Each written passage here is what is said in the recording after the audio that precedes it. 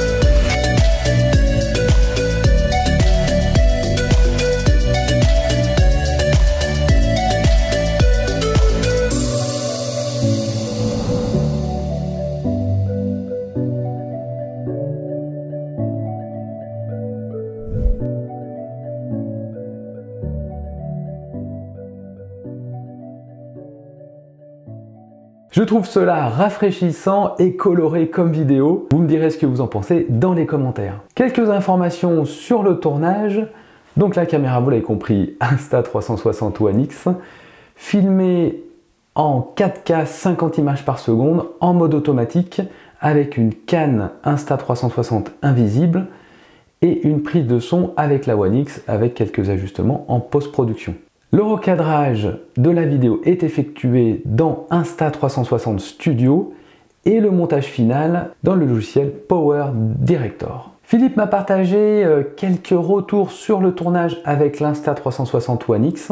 Par exemple, que tourner avec une caméra 360 degrés est radicalement différent par rapport à une autre caméra. On reste souvent statique pour réaliser un plan et on ne connaît pas le résultat, c'est assez déroutant. En effet, avec ces petites caméras, on filme souvent en statique et ensuite c'est en post-production qu'on va tourner et changer de plan. Donc ça peut être un peu déroutant au départ. Il nous dit également que les mouvements de la caméra doivent être lents pour avoir des plans exploitables. Il faut penser également à la jonction entre les deux objectifs. Quand on bouge et on fait des mouvements avec la caméra, il faut que les mouvements soient lents, en effet plutôt lents, et ensuite bien faire attention à la zone ici de jonction et éviter en fait de faire des plans en bougeant. Et quand on bouge sur des scènes comme ça, on peut voir après les raccords quand on tourne dans l'image. Et la dernière remarque, c'est qu'il faut faire attention à l'ombre de la caméra. En effet, s'il fait soleil, on a une projection de l'ombre avec la canne et c'est pas toujours très esthétique, mais bon, je trouve que les gens qui remarquent quel type de caméra et quel type de canne est utilisé pour la vidéo. Philippe utilise le logiciel de montage Power Director. C'est un logiciel payant, mais il y a des versions gratuites d'essai. Je mettrai plus de détails sur les filtres, les transitions qu'il a utilisées, mais c'est en effet une bonne alternative pour faire du montage et également du recadrage dans ce logiciel. Un grand merci à Philippe pour avoir partagé cette vidéo. Si vous avez des productions également en 360 degrés, n'hésitez pas à m'en faire part pour vous mettre à l'honneur. Il me faudrait des vidéos inférieures à 5 minutes et en mode recadrage, pas en mode 360 complet, en mode recadrage 1080 ou 4K. Voilà, vous me faites un petit email à fabien@captainvirtuality.com.